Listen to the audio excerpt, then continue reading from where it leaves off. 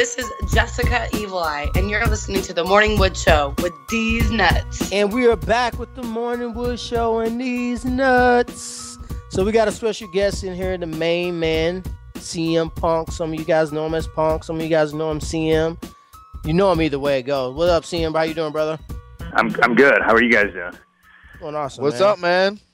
Nothing. Just enjoying a nice chilly fall morning in Chicago. Well, cool. I'm actually heading up to Chicago today because I got to go expedite my damn passport to go to India. So I'm gonna be up there. India? Standing in line. Yeah, man. You don't want to go to. Don't go to India. You don't want to. I'm doing a movie in India, and okay. I've been shot in the arm about 5 times. Yeah. Every damn vaccination you can think of, and I do have my diarrhea kit on deck just in case some shit just bring water with you, man. Just bring bottled water with you, like cases of it. See, I didn't think I can do that. Well, I'll ship you over something, T-Wood. You got to try. Please. Well, I was going to bring canned chicken, beef jerky, and I was just going to, just kind of wild it out, like just tough it out.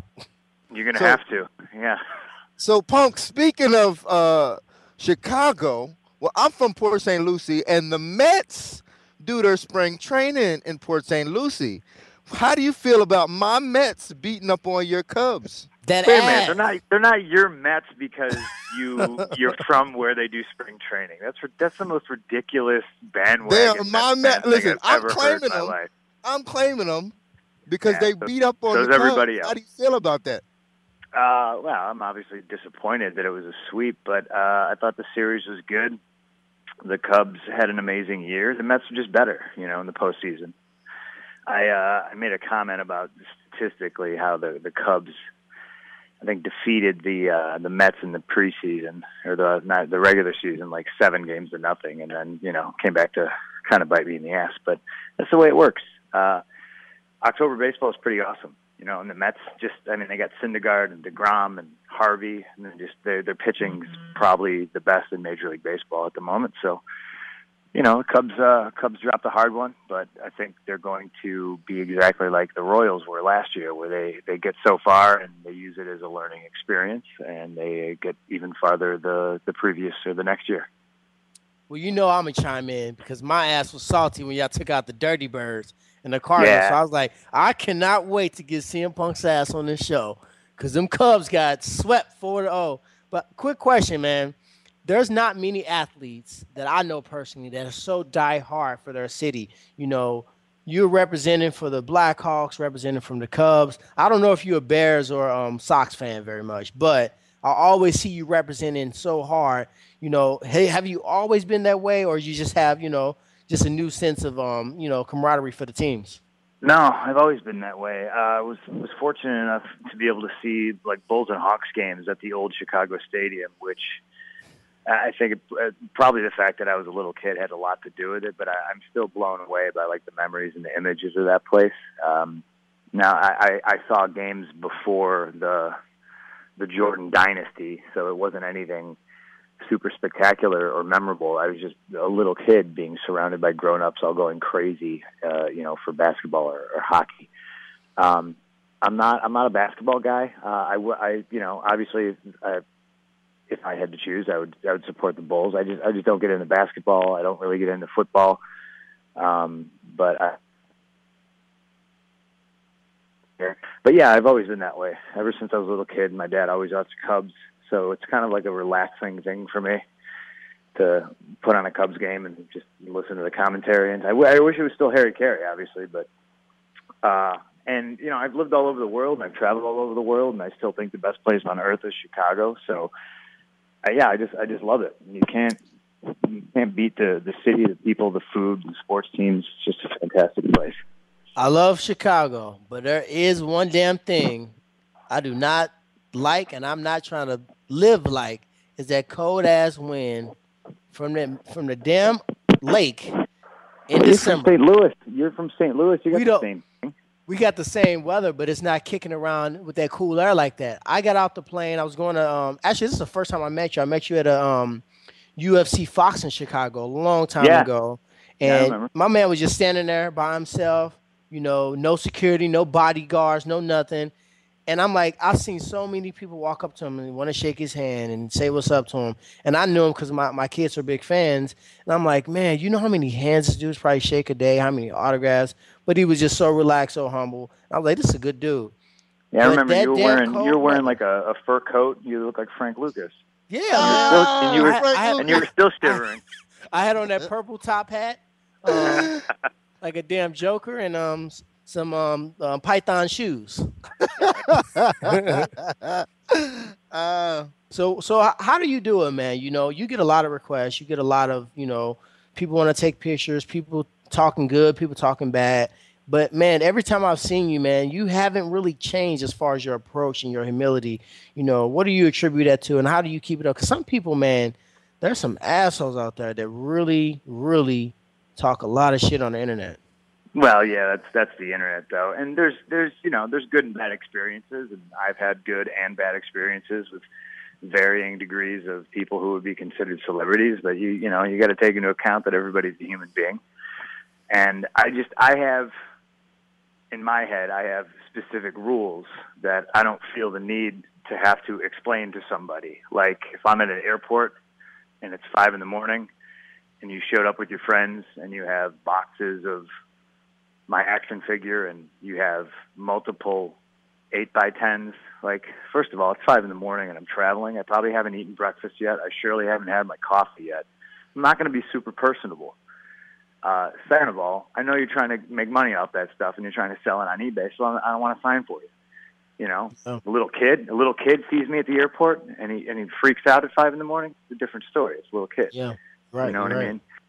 I just the autograph. I don't know what to call them, eBayers. You know what I mean? But also like if I'm out and I'm walking my dog, it's probably not the best time to try to stop me because my dog's insane. My dog's got priors. You know what I mean? So I'm always trying to keep him away from people because he's not the he's a little gun shy. He's a little rescue. He's had a hard life. So like people don't know that and they sprint across the street to see me. My dog thinks, oh shit, it's on. You know what I mean? And if he had a piece, he'd pull it out. You know what I mean? The shit just got real. He said his dog has priors. Yeah, he does. That's some straight hood stuff right there. You might have got some St. Louis in you. He said, my dog has priors. That is hilarious. This dog got a record, huh? Yeah. Oh yeah. I was amazed at how big the record actually is. They pulled out like a file and they threw it on the table and they're like, so we got to tell you about this stuff. And I was like, holy shit, what? He's 15 pounds, I'm describing him, and you'd think he might be like some like American bulldog or a pit bull, but no, he's a damn crip. He's a mutt, but yeah, you took him in a fight every time. I don't know. I'm a humble dude. I don't know. I don't think I'm really better than anybody. I just kind of do my thing, and if I can take a picture with somebody or sign an autograph, and I'm not eating and it's a good time to do it, like that's great, but that's why I try to do autograph signings and meet and greets and whatnot, because that's the time and the place for it, Punk, I gotta say, I was super impressed with your humility. In fact, when me and Tyron first got to Rufus Sports in Milwaukee, that very first day we showed up and we saw you there, which in turn turned out to be your very first day, and we didn't know that because you looked so natural and so comfortable just being there for your first day, that it was weird to see you just in that type of environment with that type of attitude, just so humble and just so comfortable. And it was our first day. It was your first day, and we kind of hit it off from there.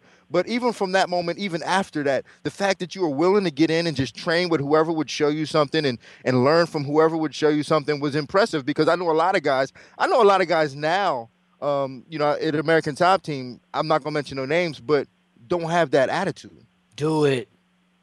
No, I can't. I can't throw them under the bus that way. But there are a lot of guys, that have, significant names that will not take that approach. They like to stay to themselves, and they only want to work with like one person. They won't get in and grind with nobody. But to watch you get in and go, hey, I don't care who you are. If you can show me something, please show me, because I'm here to learn.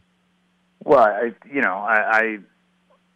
I don't understand any other way. You know what I mean? Like my learning curve is tremendously large. If I'm in a gym, and to me, everybody's an 8, 9, or a 10. I'm a 0. You know what I mean? Like, I'm not pretending like I'm ready to fight tomorrow and I'm going to come in and be a world beater and all that. And to me, the whole journey and the process is about the knowledge and the learning and making myself a better human being and, you know, finding out something about myself. So, I mean, everybody can show me something, you know, and I that carried over from wrestling. You know what I mean? There was always a saying that if the day you think you know everything and the day you stop learning, that's the day you need to fucking get out. You know, if you're not getting better, you're getting worse. I agree, man. But there's also a mindset. You know, one thing that transitions to any sport, whether it's, you know, professional wrestling, MMA, you know, I always find myself, you know, people know that we're friends and know that, you know, we train alongside each other. So I'm at Duke Rufus, and they always ask me this damn question: Is CM Punk ready? How's he looking? Is he going to do this? I said, let me tell you a secret. This is what I do know. For someone that's getting into a sport, his ass is there twice a day doing private lessons. He's incorporated to the pro training. He's there 30, 40 minutes before, either stretching, doing corrective exercises, watching. Well, that's because I'm old, but yeah. Yeah, well, shit, I feel your pain because I need to do the damn corrective exercise too because my shit is old as well. But I said for anybody who's wanting to basically do something that they've had in their heart to do, he's doing everything that he can do to get himself prepared. And that's, you know, I said what he's done is his success in WWE and his mindset as an individual has opened up this door for him to pursue something that he wants. The same as, you know, The Rock being a good football player, which opened up the door for him in WWE. WWE opened up the door for movies. Same thing for Randy Couture. And that's usually what I find myself doing. Then I stop. I'm like, why the hell do I have to explain to you? What are you doing with your life? Right. If you focus your energy on that, you'll be successful too. The internet and Twitter has given everybody a voice, and you know that's America, right? Best country on earth. Everybody, you know, they can say whatever they want, and I pick and choose who I listen to. You know, I have days where I get kind of lost in the negativity, and then by the end of the day, I'm like, why the fuck did I even waste 15 seconds worrying about what somebody, you know, on the internet, and I won't go there. I won't be like, oh, it's somebody who lives in their mom's basement. It's this and it's that, because I'm not one. I'm not going to judge. I don't care. I just know that I need to focus on me. I need to better my situation at all times. I need to take care of me and my family. You know what I mean, and not worry about the wacky negativity. But I do admit sometimes it gets to me. And it feels good though sometimes to bash the ass on the internet. Because I used to pick a Friday, and my wife used to be like, why do you do this? I say, this 1 hour every Friday, I'm smashing everybody ass. If you say something stupid, be ready for Friday. Oh, my God, I used to do it. And it was kind of like, you know, I was kind of childish. It was like, you're childish. You know, like at the end of the day, we're humans. You can't just say anything to me. And really, they're not saying it to you. They're typing it to you. No one will actually walk into your face and say the things that they say on the internet. So with that said, you know, I had to really stop doing that because it was taking too much. I could have been spending that time with my kids. I could have been watching some film on my fighter. I could have been relaxing and doing something, you know, like you said. Take a nap. Take a nap. Fucking watch a Cub game. And, you know, you can't. I'm not watching a Cub game. We know that. And it's funny you say that random ass thought. It's a cardinal bird just jumping in front of me as I'm doing this interview. So that must be a great sign for next year for the Cardinals winning the World Series. I just had I was staring out my deck and I just saw a squirrel. So I don't know. Maybe it's good year for squirrels. If you don't mind, Sim, tell them that story because I don't want to ruin it. We were talking about, it was one time when you were working your way through the ranks and someone asked you if you can, you know, had a certain skill to do something. And if you wouldn't mind sharing that story, I thought it was an awesome story. You might not even thought it was that inspiring, but I saw a lot of mindset involved in that story. Yeah, but I got to tell you, it was one of the best stories I heard. And I try to retell it every so often, and I butcher it so bad. So I'd love to hear it again. Is this the motorcycle thing? The motorcycle story, yeah. Okay. That wasn't me that got asked. It was a friend of mine while I was in developmental. But That's even better. I was in on the story. So, you know, developmental wrestling for WWE. I got signed in 2005, and I went to Louisville, Kentucky, kicking and screaming simply because I was like, oh my God, I'm a city boy. I'm gonna go crazy living in Louisville, Kentucky. But it wound up being a super cool environment. I met a lot of good friends that I'm still friends with today. And you're all getting paid peanuts for the opportunity to get called up to the main roster and maybe become somebody and maybe make some money. Statistically, everything's against you. It's just like anything. It's just like going to being a walk-on at a football camp. You know what I mean? Like everyone probably treats you differently, and chances are you're not going to make it. But everybody's down there, and it's kind of cutthroat because everybody's vying for the the same spots. But you make friends, you build relationships, and one thing we would always do is we'd always joke. You guys know, you're in the gym all the time. You bust everybody's balls. You joke around with everybody. So at the time, the company would send down agents. So, once a week, you'd get like Dusty down there, and you'd just talk to you, watch the matches, critique you. You get Ted DiBiase, you get all the guys, all my heroes, so to speak, that I grew up watching. And Dusty got put in charge of like a creative development thing. Like he would help guys with their talking in front of the audience and cutting promos and stuff like that. And I had a previous relationship with Dusty from wrestling on the indies, and Dusty loved me. So I was like, this is good. He'll at least say nice things about me to the office, who hated my guts at the time. But so what we would do is, because everybody and the mother can do a Dusty Rhodes impression, we would crank call everybody. All our friends would just crank call everybody else as Dusty Rhodes. And normally you just leave a message, you know what I mean? Because you were either in the ring, in the gym, eating, sleeping, although I didn't fucking sleep for like 2 years. I lived in Louisville. It was awful. So there was a whole group of us who would crank call everybody else as Dusty Rhodes. Well, somebody crank called my friend, and he picked up, and Dusty's asking him all these questions, and since my friend, who's in on the joke, who would also crank call people as Dusty Rhodes, was just going along with it, and Dusty kept asking him questions, and he asked me, he goes, "Do you know how to?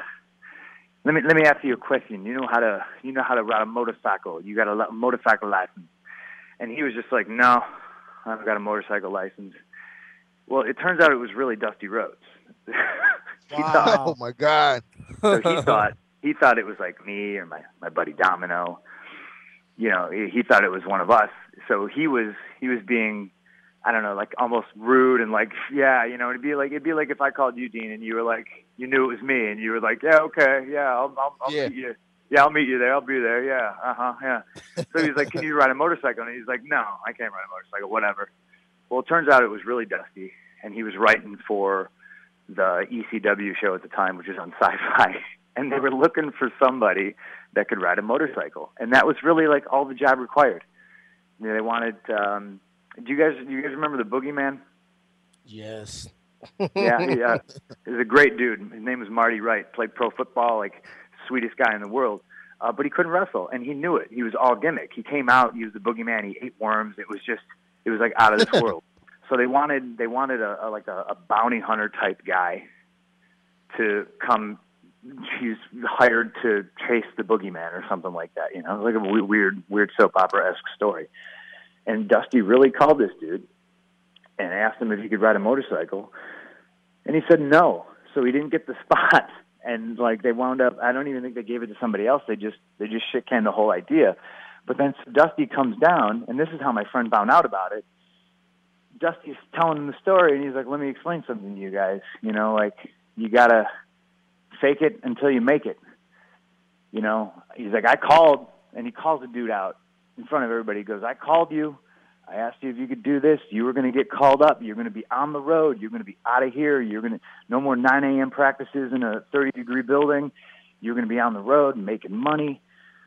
And dude just, his heart just sunk. He was like, "Oh," he's like, I didn't know that was you. I thought it was one of these assholes like ribbing me, and so that's the moral of the story is, you fake it until you make it. So like we were all like, "Oh yeah, if anybody calls saying from the office asking me if I can, ride a motorcycle, the answer is always yes." And then when you hang up with them, you you find the local Harley dealer and you walk in and you're like, hey, explain them the story, and you got to learn on the job. That's pretty much the moral of the story. Man, I'm a firm believer in that, always taking advantage of your opportunities. So obviously, do you ride a motorcycle, or is there anything that you do that people wouldn't know about you? I don't have a motorcycle. I'm in the process. I'm still working on that. I'm still talking to Harley about all that. I have a Vespa. I bike ride a lot, especially with my shoulder and the condition it is. I've been trying to do like 20 miles a day at least. I don't know if I have any other odd hobbies or anything like that. I can play the saxophone, but poorly. I haven't touched it in years. So now you don't need walkout music. All you got to do is have a saxophone. You can walk your own self out to your own like tunes. Kenny G. That'd be pretty awesome, though, if I played the saxophone on my way to the Octagon. I think you and Dean should start a band. Right? Dean can spit the bars. I can be the hype man, which is just basically paid to do nothing. And you can bring the sound in, with the saxophone. It's not a bad idea. It's really not a bad idea. If we can maybe do like some sort of Ray Charles Blues Brothers-esque thing, would they let us do that? Would they let us like dress up and they have to be like one of those wacky old Pride entrances? We'd have to get Reebok to make us a kit for it, though. That's the problem. That's fine. It'll sell. They'll be on board. So what will be your walkout song? Someone wants to know if it will be Cult of Personality. Yeah, I get that question a lot, and I don't know. I think it depends on my mood. I think it depends on where the fight's going to be. I got a lot of friends in bands who are jumping all over me, being like, "Dude, you got to use my music. You got to use my song." But I'm friends with the Living Color guys, and they've always been sweethearts to me. And that song kind of is associated with me. So if you're asking me right now, and if the fight was tomorrow, I would say Cult of Personality for sure. Oh, cool. Well, Punk, man, we appreciate you coming on the show, man. Is there anybody you'd like to thank or, give a shout out to? Here's your opportunity. No, I thank everybody. I got a lot of great fans, and they've been sending me some pretty sweet messages on the Twitter. So I got to just thank everybody for supporting me. If you want to see me do good, if you just want to see me, that's awesome. I appreciate it. That's what it's all about. And I'm one of those guys who always thanks the haters too, because they do fuel me. They do make me work out 3 times a day. They do make me want to prove them wrong and shut them up.